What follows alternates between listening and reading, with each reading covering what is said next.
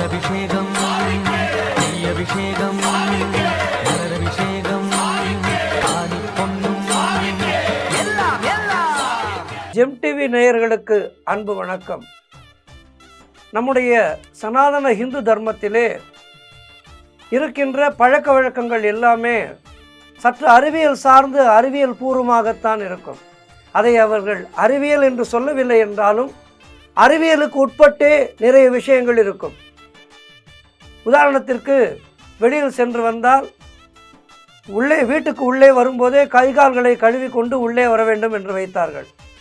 அதேபோல் ஏதேனும் துக்க சம்பவத்துக்கு சென்று வந்தால் குளித்துவிட்டு தான் அந்த உடைகளை முழுமையாக சுத்தம் செய்து அதன் பின்புதான் உள்ளே வர வேண்டும் என்று வைத்தார்கள். இப்படி நிறைய விஷயங்கள் வைத்திருக்கின்றார்கள்.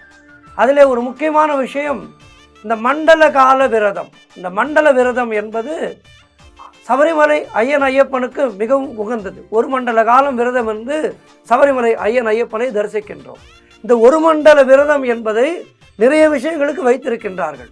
ஏதேனும் ஒரு பூஜையை எடுத்துக்கொண்டு ஒரு மண்டல காலம் பூஜை செய்ய வேண்டும். இந்த என்ன ஒரு மண்டல காலம் என்றால், நமக்கு சபரிமலை செல்கின்ற பக்தர்கள் எல்லோருமே ஒரு நல்ல பழக்க வழக்கங்களுக்கு உட்பட்டு விடுவார்கள். காரணம், 48 நாட்கள் அந்த நல்ல பழக்கங்களை தொடர்ந்து கடைபிடிக்க அந்த பழக்க வழக்கங்கள் நம்முடைய வாழ்க்கையிலே ஒன்றி விடுகின்றது. அது நம்முடைய வாழ்நாள் முழுவதும் நாம் மறக்காமல் அந்த நல்ல பழக்கங்களை கடைபிடிக்கின்றோம். ஆகவே இது மிகவும் நல்ல விஷயம். சரி, அறிவியல் பூர்வமாக பார்ப்போம். அது என்ன 48 நாள் கணக்கு, இதை பற்றித்தான் நாம் இன்று தெரிந்து கொள்ள இருக்கின்றோம். இது ஒரு அறிவியல் சார்ந்த விஷயம். மதம் மட்டும் இதிலே சம்பந்தம் கிடையாது, அறிவியல் சார்ந்து இருக்கின்றது. சூரியனிலே இருந்து வெளிப்படுகின்ற கதிர்வீச்சுக்கள் சூரிய ஒளியாக நம்மை தொடுவதை நாம் ஏற்றுக்கொள்கின்றோம் அல்லவா? அதுபோலத்தான் பூமியை சுற்றிலும் உள்ள கோள்கள், நட்சத்திர கூட்டங்கள், இவற்றிலிருந்து வெளிப்படுகின்ற கதிர்வீச்சுகளும் நம்மேல் விழுகின்றன. நீங்கள் விரும்பினாலும் விரும்பாவிட்டாலும் இந்த கிரகங்கள் நம்மை ஆட்சி செய்கின்றன.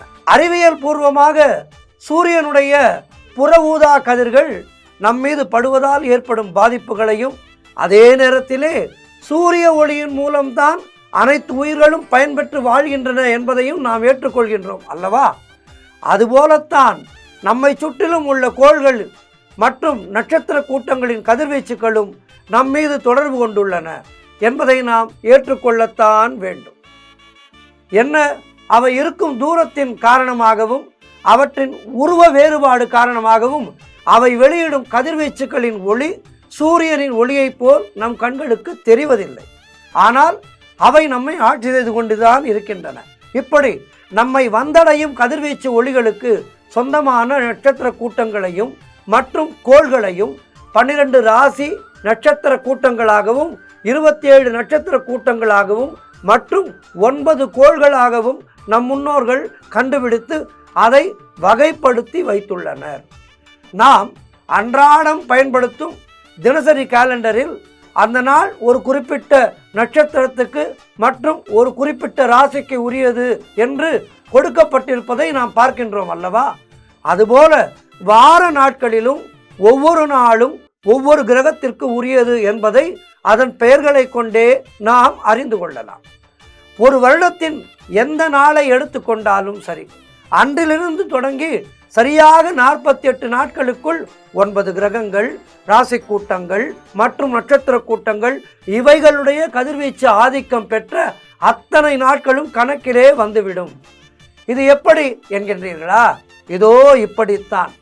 கிரகங்கள் 9, ராசி கூட்டங்கள் 12, நட்சத்திர கூட்டங்கள் 27. இந்த மூன்றையும் கூட்டி பாருங்கள். 9 கூட்டல் 12 கூட்டல் 27 = 48.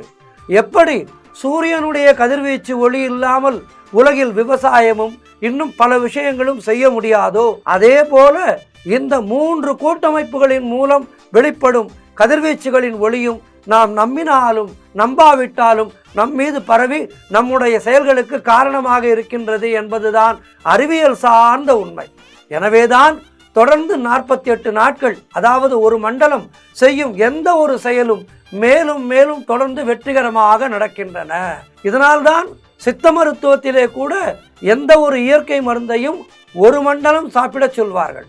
அப்படி செய்தால் அந்த நோய் நிரந்தரமாக குணமாகும் என்பது போல எந்த மதத்தினை சேர்ந்தவராக இருந்தாலும் தொடர்ந்து 48 நாட்கள் செய்யும் வேண்டுதல்களும் மற்றவர்களுக்கு தீமையில்லாமல் நாம் செய்கின்ற நற்காரியங்களும் கைகூடுகின்றன. நம்முடைய முன்னோர்களான சித்தர்களும் முனிவர்களும் ரிஷி பெருமக்களும் வெற்று சாமியார்கள் அல்ல.